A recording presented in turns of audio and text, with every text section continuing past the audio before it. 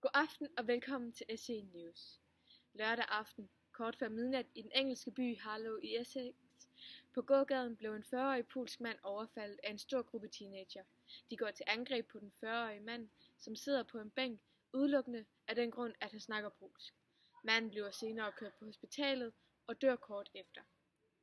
De 6 unge, som går til angreb, bliver anholdt, men senere sat på fri fod, mens sagen bliver undersøgt nærmere. Efter episoden tør folk stadig ikke ud på gaden, men ikke kun i England. Også andre steder i verden føler folk sig truet. Vi har interviewet nogle unge og spurgt om deres holdning til sagen. Jeg synes at det er rigtig ærgerligt, at man ikke kan snakke sit eget sprog, fordi man er i et andet land, og at man, sådan, man bliver dræbt for det. Altså, det synes jeg er totalt surrealistisk.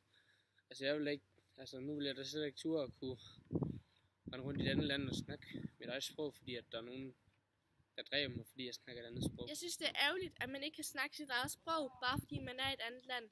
Jeg synes, det er ærgerligt, at vores verden er ved at blive på den måde, at man ikke har lov til at være i et fremmed land, uden at man må snakke sit sprog.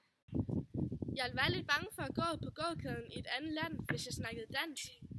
Hvis bare jeg gjorde det, så kunne det være, at folk skød mig ned. Underlig følelse. Mærkelig tanke.